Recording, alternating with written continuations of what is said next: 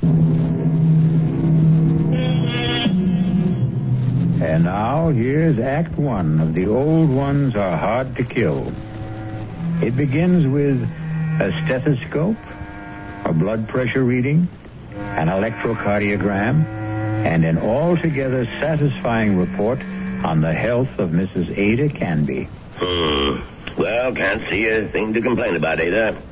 That little congestion you had last time is all cleared up. All in all, I'd say you're doing fine. For a woman my age, you mean? The older the chicken, the tougher it is to kill. That's what my grandmother used to tell me, and she lived to be 98.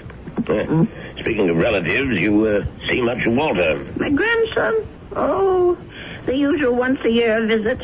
And he always comes up with the same complaint. What's that? That I shouldn't be living all alone.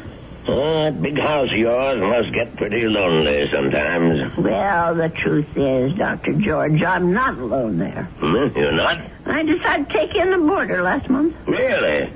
I haven't written Walter about it. I'm sure he'd object to my taking in a stranger, but there's really nothing wrong with Mr. Paulson, except his health, maybe. His health? What's wrong with him? Oh, the poor man's had a terrible cold for the past 2 weeks. Won't let me do a thing for him, though. Well, where did you meet this Mr. Paulson? He answered the ad I ran. He's just back from South America. Been living in Brazil for years. He's a very nice gentleman, really. He keeps himself and tends his birds. He has the loveliest blue parakeets. You can hear them chirping all over the house. Oh, it's the friendliest sound. Well, I don't see anything wrong with what you're doing, Ada. Just make sure you don't go and catch the man's cold. There's not much chance of that. The poor man hardly ever leaves his room. Well, how much do I owe you? I'll send you the bill. I'm sure you'll forget all about it. Promise me you'll send it.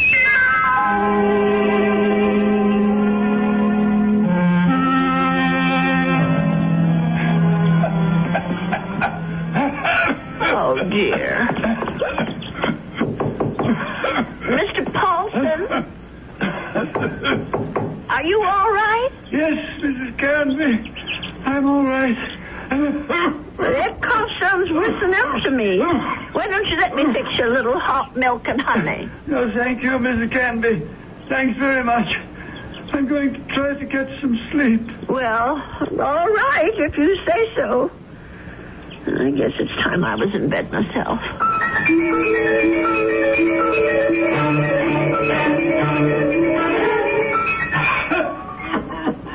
Oh, my, listen to that poor man. I wonder if he keeps his birds awake, too. Mrs. Canby, please.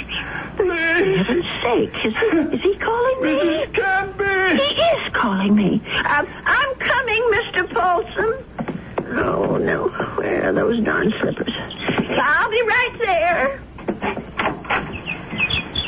What is it, Mr. Paulson? What's the matter? Mrs. Canby. Mr. Paulson, just look at you. Why didn't you tell me you were so sick? I would have called a doctor. No, too late now. Too late. I know a very good doctor. I saw him only this afternoon. I'll go and call him right now. No, please, listen to me. Well, I've got to get help for you, Mr. Paulson. I'm dying. Confession. Well, do you want to preach? Is that what you want? Richardson murdered 10 years ago. What? Murder. I did it. I killed him for money. I was paid. Did you hear me? Oh, Lord. Mr. Paulson, do you know what you're saying? Do you understand me? Lindell is innocent. I killed Richardson, not Lindell. Well, let me get help. You can tell them yourself, Mr. Paulson, and the police and the doctor. You tell them, please. Tell them to free Lindell. He's innocent. Tell them I'm the one who killed Richardson 10 years ago. Oh, I don't know anything about such things, and I don't want to. I did it. I killed Richardson. I did it. I don't want to hear it. Please don't tell me. Please. Mr. Paulson, Mr. Paulson? Oh, dear God, I think he's gone.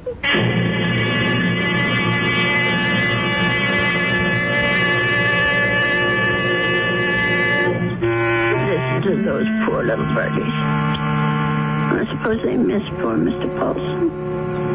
I'll lay them in his room. Well, let's see about this letter now.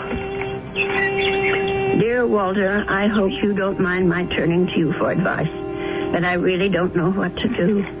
It's been 3 days since my boarder, Mr. Paulson, passed away, and I still haven't told the police what the man said to me. I just can't bring myself to get mixed up in anything like this.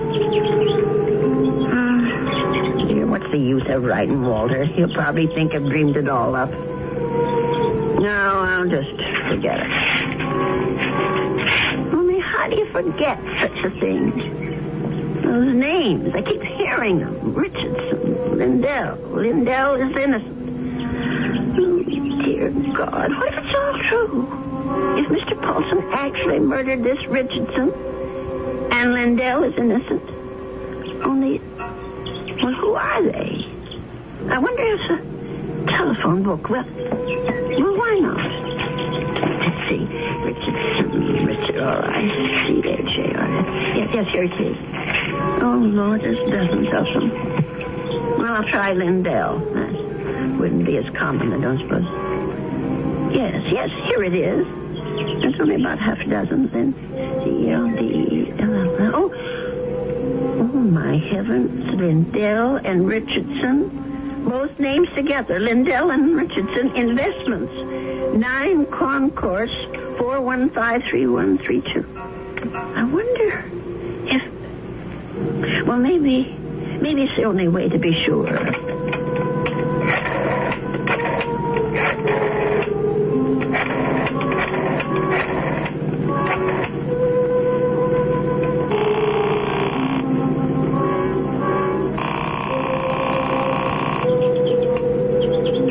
Oh, hello?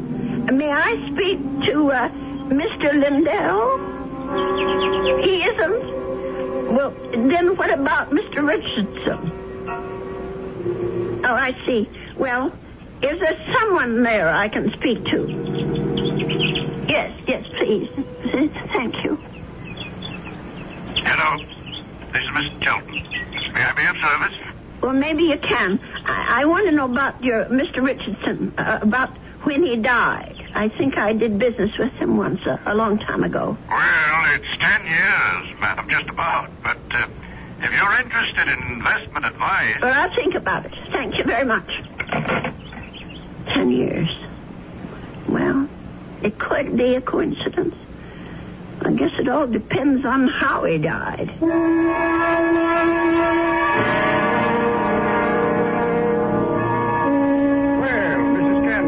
Come in. Have a seat. Thank you. Well, now, how can we be of help to you? Well, I didn't come here to get help, Mr. Shelton. I came to help you, as a matter of fact. Or rather, somebody you know. Who would that be? Mr. John Lindell, the man who was supposed to have murdered Mr. Richardson. I'm afraid I'm not following you. Well, it took me all week to find out what happened to those two men, and finally I found the story in the old newspaper room down at the library about Mr. Lindell being indicted for killing his partner.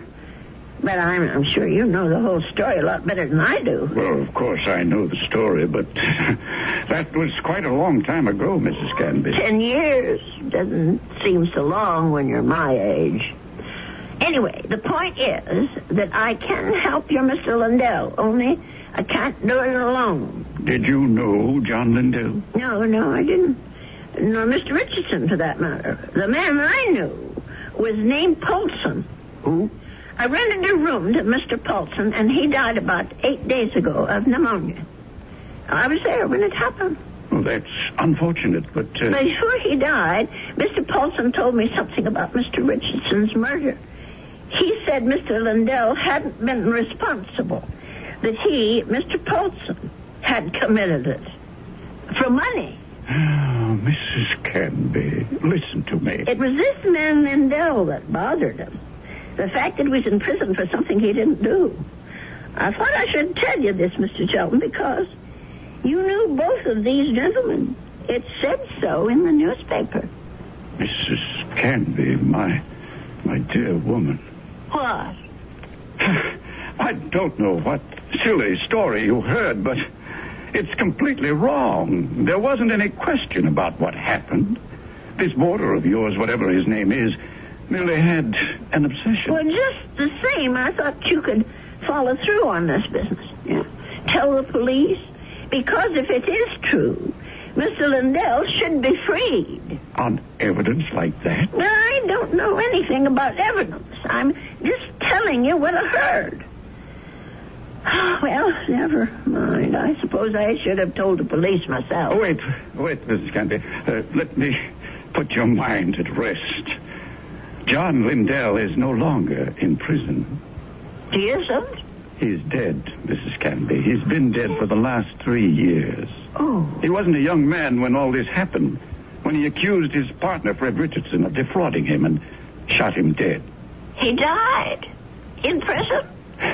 Even if all you say is true, that this man was Richardson's murderer, you can't help John Lindell any longer. He's beyond that. But his name, don't you want to clear his name?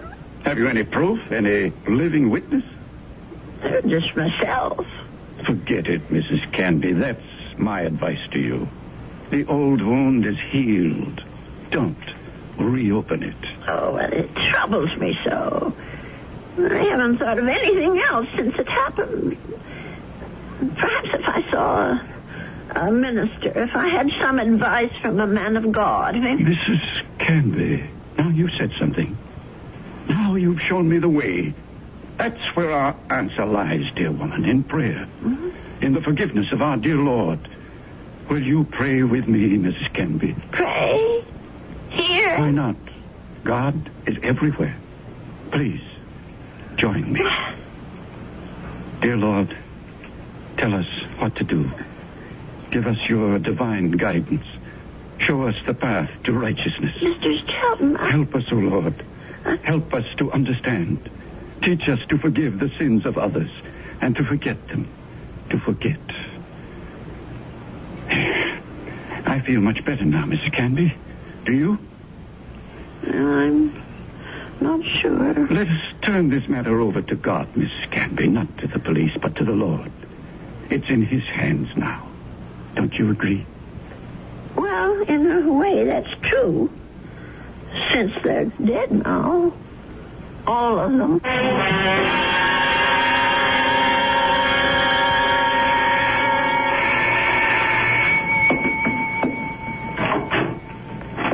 Yes? Mrs. Canby? Yes? My name's Stuart Winfield, Mrs. Canby. Mm-hmm. I understand you have a room for rent? Yes, I do. Well, I'm new in town. I just arrived from Philadelphia. I've been staying at a hotel, but I'd like something homier. Well, the room I have is $35 a week. I can't offer you any meals, but you can use the kitchen all you want. Well, that sounds good to me. Would you like to see the room? Yes, ma'am, I sure would. Well, come on in then. Thank you. By the way, how did you know I had a room for rent? I was going to place an ad this weekend. Oh, I guess someone at the hotel mentioned it. I forget just who. Say, this is a real fine old house, Mrs. Canby. Mm-hmm. I can see that I'm going to like this place. Just fine.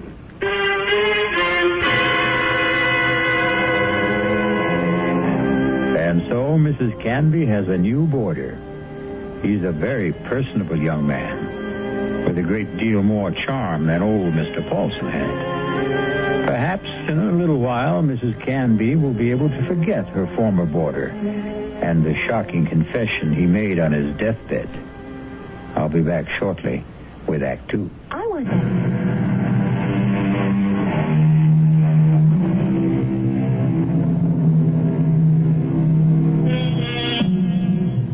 Winfield took no time at all to make himself at home in Ada Canby's big old house. He loved everything about his room. The fine old four-poster bed, the crazy quilt that Ada herself had sewn up 40 years ago, the lace curtains on the window.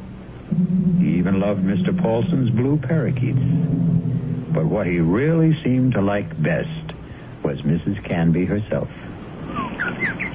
Just take me 2 minutes to get these clean sheets. on the bed, Mr. Here, let me give you a hand. No, I can manage. I've been making this bed for almost 50 years. 50?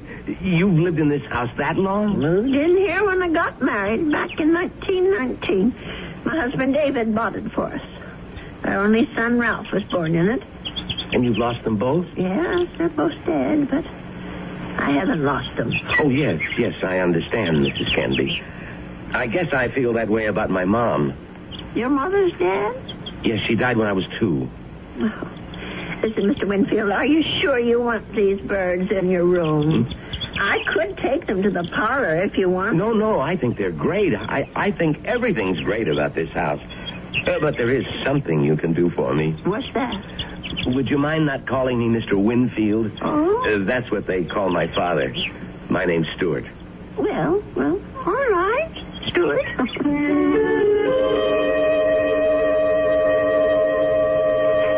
Dear Walter, I think it's about time I told you that I have a boarder in my house. Mr. Winfield is the nicest young man you could want to meet.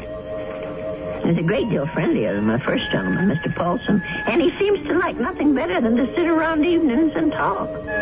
We talk about his home and his parents and his plans for the future. I think the poor boy misses his home and family, and I'm sort of a substitute for all that. You know, it isn't really fair, Mrs. Canby.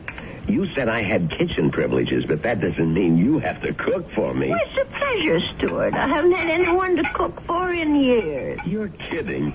You mean to say you cook this good without practice? Oh, you're just being nice. I'm sure that stew is just plain ordinary. It's terrific, no kidding.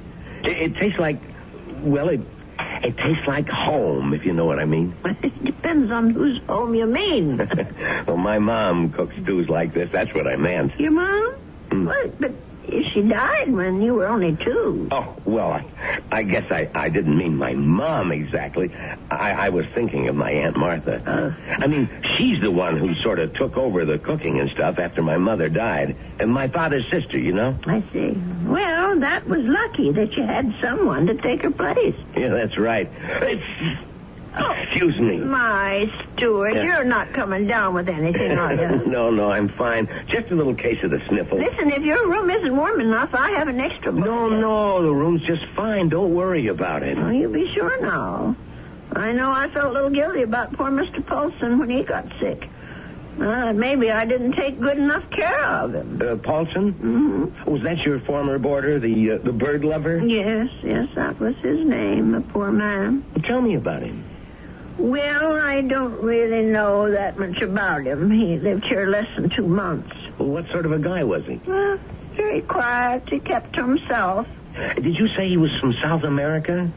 I don't remember if I did or not. Well, you must have said it. Yes, of course. He was American, but he'd been living in Brazil. I don't know why exactly. Although, come to think of it, maybe I do. What do you mean? Well, it just occurred to me that Brazil might be just the place for someone who came into a lot of money and wanted to leave the country. I don't understand this. Oh, my. I really think you are getting a cold, Stuart. I'm getting that blanket out this minute. Now, wait, Mrs. Canby. I'd rather hear about... Never mind. I don't want to take any chances. I'll be right back. Yes, Mrs. Canby. Don't take any chances.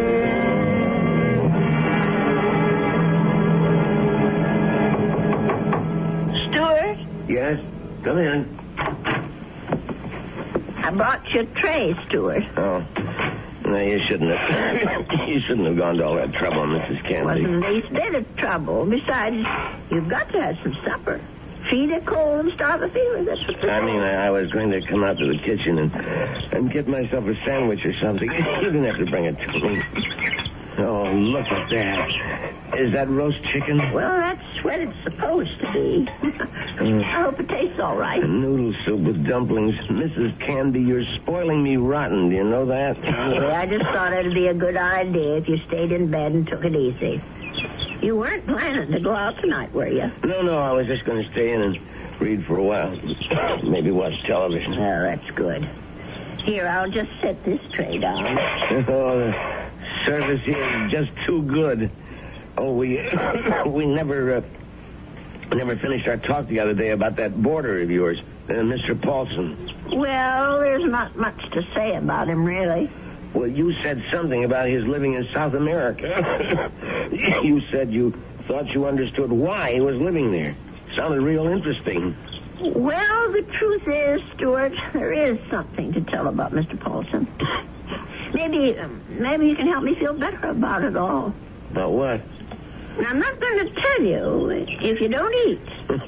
All right, Mrs. Canby, I'll eat. Well, it happened just about 3 weeks ago.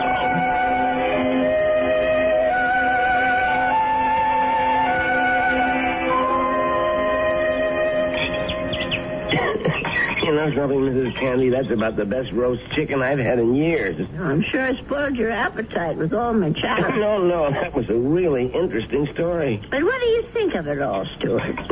No, the killer is the man who hired Mr. Paulson. Don't you see? Is it right that he should get away with it? Now, wait a minute. You're jumping to conclusions. No, I'm not. Mr. Paulson told me that he was hired to do this thing. Well, maybe he was hired by Lindell. Maybe Lindell hired him, and then Paulson got cold feet, and Lindell did the shooting himself. No, I'm sure that isn't true. You see, I read the newspaper article all about it. Well, you really were thorough about this, weren't you, Mrs. Canby? You poor man. That cold's gone to your chest now, hasn't it? No, I'm all right. Stop worrying about me. Let's talk about this other problem of yours. Well, maybe I'm making it more of a problem than it should be. Maybe if I just told the police everything, I could forget it once and for all. No, I really couldn't advise that, Mrs. Canby. Well, it said in the newspaper story that the two men were partners in that investment firm. Mr. Lindell thought that his partner Richardson was cheating, taking money out of the firm, and that's why he's supposed to have shot him. Wasn't there a witness to the shooting? Why, yes, I think there was. Come to think of it, it was Mr. Shelton. That's right. Well, doesn't that wrap it up for you? Well, it would if it wasn't for Mr. Paulson. Listen, Mrs. Canby, you know how much I like you. Why, in just a few days, you're more like family to me than my Aunt Martha ever was. Well, it's nice of you to say, Stuart. And that's why I want you to listen to me about this. That's why I want you to forget about this whole foolish thing. And listen to you. You sound awful, Stuart. Just terrible. No, I'm all right. No, you're not all right. I'm going to get you some cough medicine right this minute.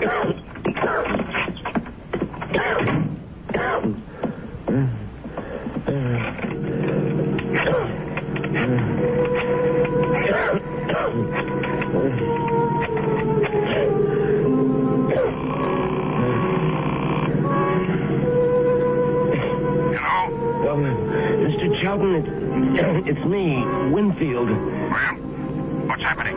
I think I better stick around for a few more days, Mr. Shelton. The old lady's beginning to get fidgety, if you know what I mean.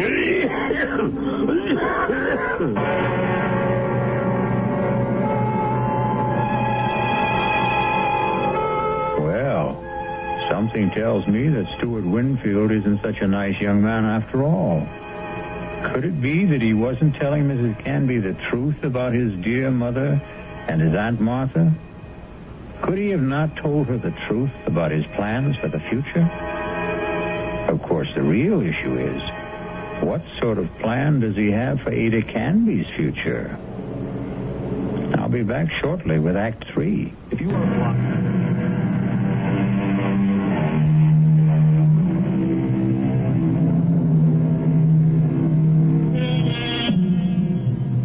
Mrs. Canby. She isn't sleeping well tonight.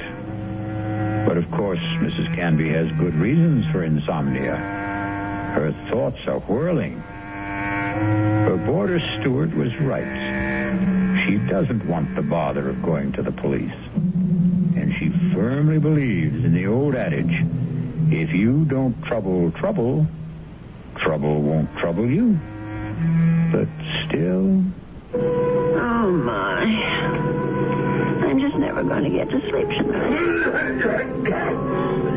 Poor Stuart. He's still coughing. I'm sure that room is just too drafty. I never should have let any boarders in until I got the windows fixed. Oh, dear. That poor boy. I'll never forget the terrible night Mr. Paulson was coughing so badly. Huh? And the way he looked, all gray and shrunken. If only I knew he was so sick. No. If only he'd never even come to this house. Mrs. Canby, I killed Richardson. I did it. Do I ever forget the sound of that man's voice? Lindell is innocent.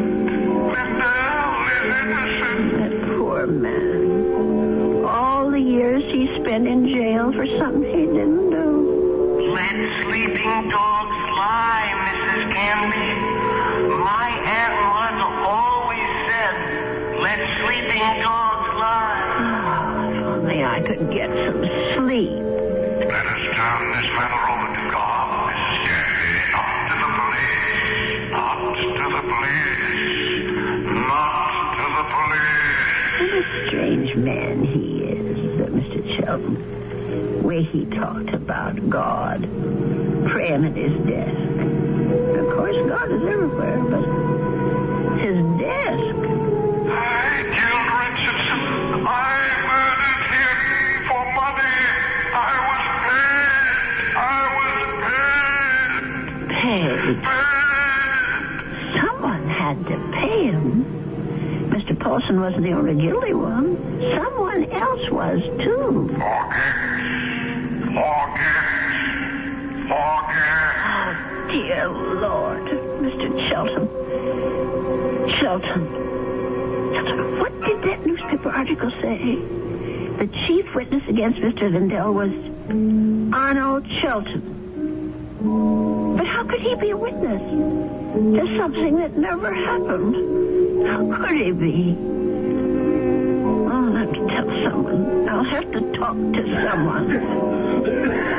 Yes, I'll tell Stuart about it. In the morning.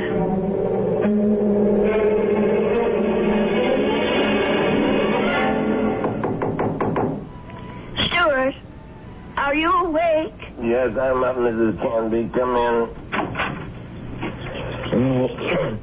Oh, no.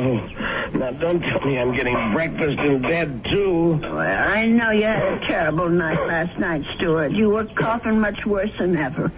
I guess that medicine wasn't very good. Sorry I kept you awake, Mrs. Canby. No, that wasn't your fault. No. Something else kept me up. What was that? Oh, my mind, I guess. Maybe I should say my conscience. Oh, that sounds serious. But it is something serious, Stuart. Well, I might have let a man get away with murder. No, it's even worse than that. He did something worse than murder. You're talking about Paulson again. No, I'm talking about the man who hired Mr. Paulson. He didn't just have that man Richardson shot. He let an innocent person go to jail and die there. Now, that's like committing 2 murders, if you ask me. I have to tell you something that occurred to me last night. Sure, go ahead. Well, it's about Mr. Shelton. Mr. Arnold Shelton. Yeah? Go on. I'm listening. Stuart, I wonder if maybe the reason Mr. Shelton was so upset with me, the reason he didn't want me to go to the police, was because he was afraid. Explain what you mean. Well, what I mean is maybe Mr. Shelton had good reason besides the one he told me. He was working for both Mr. Richardson and Mr. Lindell at the time of the murder. Well, so what? Well, he was also the chief witness at the trial. A witness for the prosecution. But he saw the shooting, didn't he? But that's just the point. saw Mr. Lindell shoot Mr. Richardson. Well, that's not what you told me last time. I mean that he was an eyewitness. No, that's right. He didn't actually see the shooting. He was miles away when it happened. I don't quite remember the details. There was something about a phone call, maybe? Yes, that's what it was. He claimed that Mr. Richardson was talking to him on the phone when Mr. Lindell showed up at his apartment. He said that Richardson cried out something about Lindell having a gun. And then he heard the shot. But how could that have happened if the gun was fired by Mr. Paulson? If, Mrs. Canby, that's the big little word, isn't it? If. But don't you see what I'm saying, Stuart? Arnold Sheldon had the most to gain. Gain? From what? From both these men leaving the firm. That'll leave the whole thing to him. All those customers, all the investments he handles, all the commissions, or whatever they call it. Are you accusing this guy Shelton of being the killer? Yes. It's the only answer, Stuart. Well, look, if that was the case, the police would have figured it out. But they didn't. There was nothing in the stories I read that pointed any suspicion at Mr. Shelton. I don't suppose it even occurred to them. And now, the company is all his. You don't call that evidence, do you? Well, then why didn't he let me go to the police? Why did he try so hard to talk me out of it? That man was praying to it. He was taking the name of the Lord in vain. Oh, I'm sorry, Stuart. I'm so sorry. I won't bother you anymore. I know what I have to do anyway.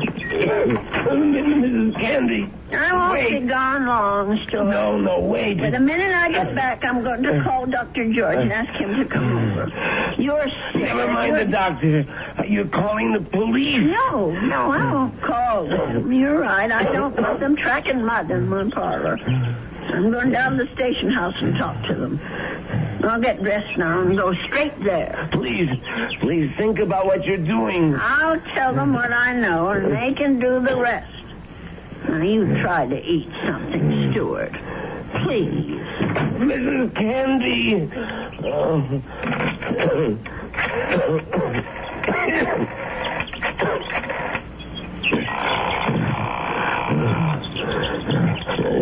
Sheldon? What is this, Winfield? I told you not to call me at the office. It's an emergency. You sound terrible. What's the matter with you? I'm sick. Only you're going to be a lot sicker. What are you talking about? The old lady. I can't stop her. She's decided to talk. What? She figured it out. Figured out exactly what you did, Sheldon, and how you did it. You fool. You've got to stop her. Do you hear me? That wasn't part of the deal, Sheldon. It's all of the deal now. The price didn't include anything like that. The price just doubled. Old ladies are always having accidents. Make her have one. Make her have one now, Winfield. All right. She's gonna have a fall down the cellar steps. Right now.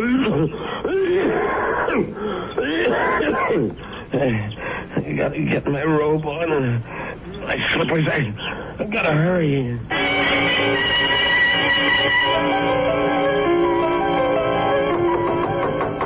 Stuart?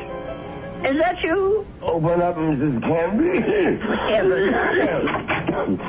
Stuart Winfield, what are you doing out of bed? Now, you go right back there this second. I gotta talk to you, Mrs. Canby, before you go to the police. Just listen to you. You're all winded. You can hardly talk, Stuart. Now, go back to bed before you catch pneumonia, too. Now, don't go, Mrs. Canby. It would be better if you never went to the police. Better for you. Better for me. For you? I don't understand. Well, then I wouldn't have to hurt you, Mrs. Canby. That's what I mean. I wouldn't have to do anything bad to you. Stuart, what in the world are you talking about? Come on, old lady. Stuart! You're smart, all right. You really think things through. So now think a little harder. You knew? Stuart, you knew about Mr. That's right.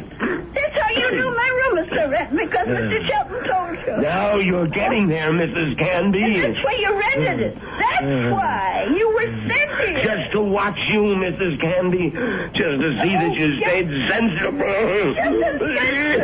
Mr. Shelton did. I was hoping you'd never change your mind about calling the police. I didn't want this part of it. This isn't the part I like.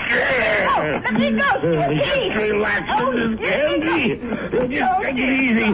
Please, Why, you're as light as a feather, Mrs. Canby. Just like my Aunt Martha would have been if I had an Aunt Martha. Please, let me down. Please. We've got a date now, Mrs. Canby. Let me go. Don't put up such a fight, Mrs. Canby. I'm sick, remember? Just shut your eyes. Please, shut your eyes and don't look down. Oh, God. Don't stare. Just shut your eyes, old They'll all be over.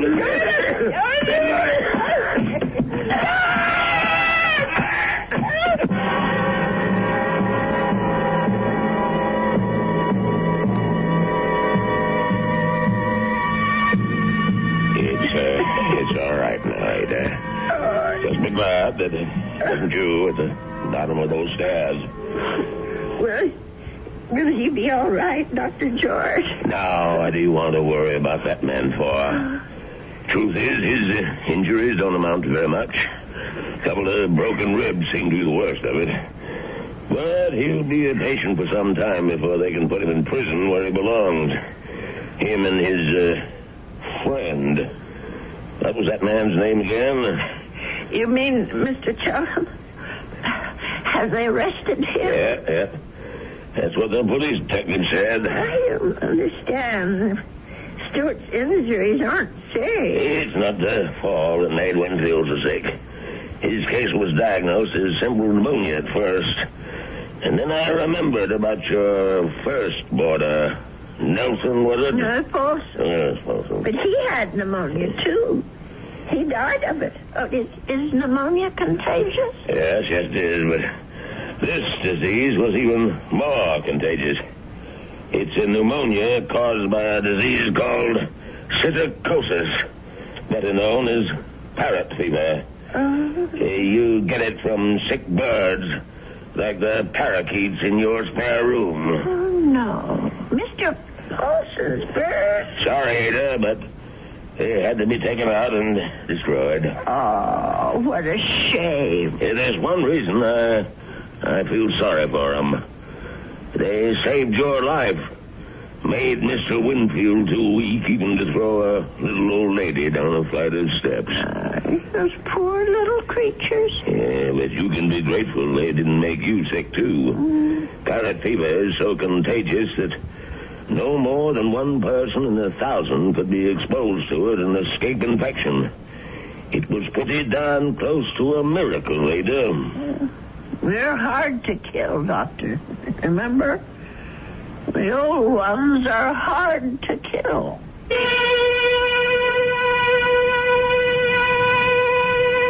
They say that people are living longer than ever before. And when we look at Ada Canby, we can understand why. She's a tough old lady. So tough she could withstand the threats of man, beasts, and birds. So let that be a warning to all those who think that our senior citizens are easy prey for crime. Watch out. They may turn the tables on you. Or the stairs. I'll be back shortly.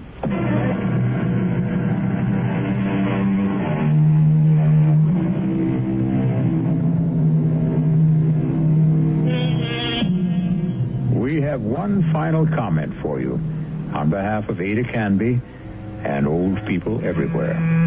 There's a saying, there's no fool like an old fool. But it's also true that there's no wisdom and strength like old wisdom and strength. There. Does that make you feel better about your next birthday? Our cast included Agnes Moorehead, Leon Janney, and Roger DeKoven. The entire production was under the direction of Hyman Brown. This is E.G. Marshall inviting you to return to our Mystery Theater for another adventure in the macabre. Until next time, pleasant dreams.